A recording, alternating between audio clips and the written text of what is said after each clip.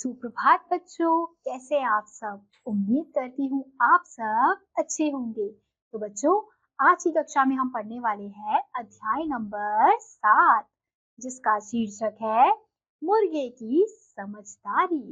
तो बच्चों, सबसे पहले हम पढ़ेंगे पाठ का उद्देश्य।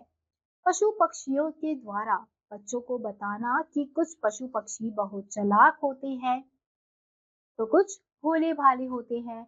मुश्किल वक्त में अपनी सूझबूझ का प्रयोग करके जो छुटकारा पा लेते हैं वही समझदार कहलाते हैं।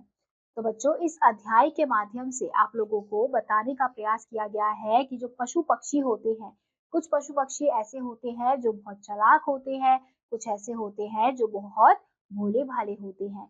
अब जो भी पशु पक्षी मुश्किल वक्त में अपनी समझदारी से, सूझबूझ से उससे छुटकारा पा लेते हैं उस मुश्किल वक्त से, तो वही क्या कहलाते हैं? समझदार कहलाते हैं। तो चलिए अध्याय को शुरू करते हैं। एक समय की बात है, एक लोमड़ी गांव के रास्ते से जा रही थी। अचानक उसकी नजर पेड़ की डाल पर बैठे एक मुर्गे पर पड़ी। उसने मुर्गे से पूछा, तुम डाल पर क्या कर रहे हो? मुर्गे को तो जमीन पर चलते फिरते रहना चाहिए, आओ नीचे उतर आओ। तो बच्चों, यहाँ पे हमें बताया जा रहा है कि एक समय की बात है कि एक जो लोमड़ी है वो जा रही थी, तो रास्ते में उसे एक मुर्गा नजर आता है जो एक डाल पर बैठा हुआ होता है। तो वो मुर्गे से कहती है कि तुम ऊपर क्या कर रहे हो? मुर्गे को तो चलते फिरते रहना चाहिए नीचे, तो तुम नीचे उतर आओ। तभी मुर्गा कहता है, मुर्गे ने कहा, मैं खूंखार जानवरों के डर से यहाँ बैठा हूँ। तो मुर्गा क्या बताता है कि वो वहां पर क्यों बैठा है? वो खूंखार जानवरों के डर से वहां पर बैठा हुआ है, क्योंकि खूंखार जानवर कैसे होते हैं? वो दूसरे जानवरों को खा जाते हैं। लोमड़ी बोली, अरे क्या आज का सबसे बड़ा समाचार तुमने नहीं सुना? सभी पशु पक्षियों में समझौता हो गया है, अब कोई भी किसी पर हमला नहीं करेगा। तो लोमड़ी उसे क्या कहती है कि अरे, आज इतना बड़ा समाचार निकला, तुमने नहीं सुना कि सभी पशु पक्षियों में समझौता हो गया है और अब कोई भी किसी पर हमला नहीं करेगा। तो मुर्गे ने कहा, यह तो बड़ा अच्छा समाचार है।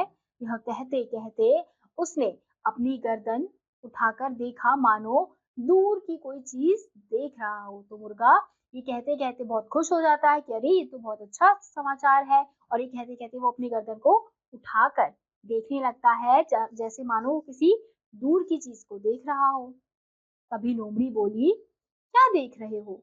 मुर्गा बोला, कुछ नहीं कुछ नहीं, पता नहीं क्यों कुछ भयानक शिकारी कुत्ते तेजी से इस ओर दौड़े चले आ रहे हैं। तो लोमड़ी उससे पूछती है कि तुम क्या देख रहे हो? तो मुर्गा कहता है कि नहीं, कि कुछ नहीं देख रहा, बस ऐसा लग रहा है कि कोई भयानक शिकारी कुत्ते तेजी जैसे दौड़े चले आ रहे हैं। तभी लोमड़ी घबरा कर कहती है, ऐसी बात है? अच्छा, क्षमा करना मित्र, मैं चली। फिर मुर्गा बोला, अरे तुम घबरा क्यों गई? तुम्हें क्या डर है? पशु पक्षियों में तो समझौता हो गया है ना? लोमड़ी बोली, सच है, परंतु लगता है कुत्तों ने अभी तक यह समाचार नहीं सुना है। इस प्रकार अपनी सूझबूझ से मुर्गे ने लोमड़ी से अपनी रक्षा की।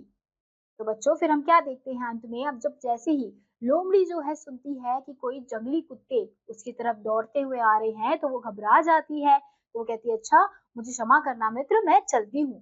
तभी मुर्गा क्या कहता है कि अरे, तुमने तो अभी कहा कि तुम घबरा क्यों रही हो? अभी तो तुमने बताया कि सभी पशु पक्षियों में समझौता हो गया है, अब कोई किसी को नहीं खाएगा। तो लोमड़ी कहती है कि हाँ, सच कहा है, पर शायद कुत्तों तक ये बात नहीं पहुंची है। तो इस प्रकार से अपनी समझदारी से, अपनी सूझबूझ से जो मुर्गा है वो अपने आप को लोमड़ी से बचा लेता है, क्योंकि लोमड़ी क्या चाहती थी कि वो डाल से नीचे आ जाए और वो उस पे हमला कर दे।